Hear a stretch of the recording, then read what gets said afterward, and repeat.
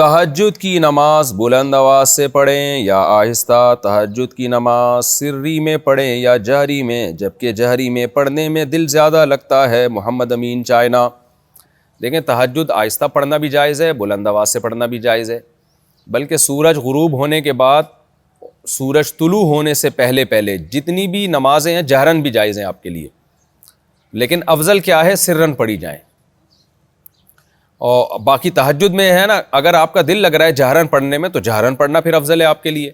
لیکن قرآن میں اللہ نے تہجد کے بارے میں فرمایا وَلَا تَجْهَرْ بِصَلَاتِكَ وَلَا تُخَافِتْ بِهَا وَابْتَغِ بَيْنَ ذَلِكَ سَبِيلًا۔ اللہ نے فرمایا اعتدال سے جہر کرو، اتنا جہر نہ ہو کہ اڑوس پڑوس کو تکلیف ہونا شروع ہو جائے، یا گھر میں کوئی سو رہا ہو تو اس بیچارے کی آنکھ کھل جائے۔ تو اس لیے ہلکی آواز سے جہر کرنا چاہیے اگر کوئی تہجد میں جہرن تلاوت کر رہا ہے تو، اس میں انشاءاللہ اگر اس میں لگ رہا ہے تو ثواب ملے گا انشاءاللہ۔ ہمارے نبی صلی اللہ علیہ وسلم بسا اوقات تہجد کی نماز جہر سے پڑھا کرتے تھے، لیکن جہر مفرط نہ ہو، بہت زیادہ زور سے نہ ہو۔ ڈاکٹر یہ بھی ہو گیا مسئلہ، آگے چلتے ہیں ہم۔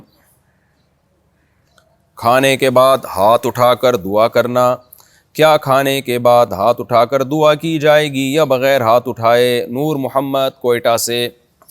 جناب نور محمد صاحب، کوئٹہ میں ہم بھی گئے ہیں، وہاں لوگ ہر کھانے کے بعد ہاتھ اٹھا کے دعا کر رہے ہوتے ہیں۔ یہ طریقہ ترک کر دینا چاہیے، کیونکہ یہ چیز آہستہ آہستہ بدعت بن رہی ہے۔ کبھی کبھار تو ٹھیک ہے، لیکن عام طور پر اس کا معمول بنا لینا کہ اگر نہ کرو تو لوگ ملامت کریں، یہ ٹھیک نہیں ہے۔ اب ہم بھی کوئٹہ جاتے ہیں، پشاور جاتے ہیں، ہمارے پٹھان بھائی ماشاءاللہ بہت اکرام بہت کرتے ہیں، ان کے مزاج میں اللہ نے مہمانوں کا اکرام رکھا ہے، خوب ماشاءاللہ کھلاتے ہیں، خاص طور پر علماء کو۔ پھر جب علماء کھا چکے ہوتے ہیں تو پھر کہتے ہیں اب ہاتھ اٹھا کے آپ دعا مانگیں۔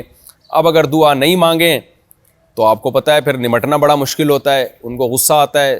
دعا مانگیں تو پھر یہ ڈر ہوتا ہے یہ چیز رسم نہ بن جائے، لوگ اس کو سنت نہ سمجھنا شروع کر دیں۔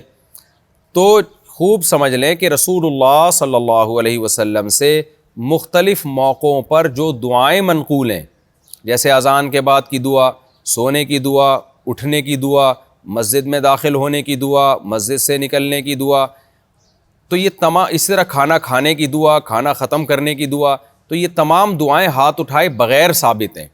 تو اس لیے اس میں اصل یہی ہے کہ ہاتھ اٹھائے بغیر کیے جائیں، حتیٰ کہ فرض نماز کے بعد بھی جو بہت سے علماء کی تحقیق یہی ہے کہ جو نبی صلی اللہ علیہ وسلم سے دعائیں منقول ہیں نا فرض نماز کے بعد، جو دعا کی قبولیت کا ٹائم ہے، ان میں بھی ہاتھ اٹھائے بغیر ہے، جیسے اللہم انت السلام ہے یا آیت الکرسی ہے، یہ دعائیں ہیں جو فرض نماز کے بعد نبی سے منقول ہیں۔ تو اس میں بھی ہمیں نہیں ملتا کہ نبی صلی اللہ علیہ وسلم کا معمول ہو کہ ہاتھ اٹھا کے دعا مانگی ہو، تو اس لیے ان چیزوں میں ہاتھ اٹھائے بغیر ہی دعا مانگنی چاہیے۔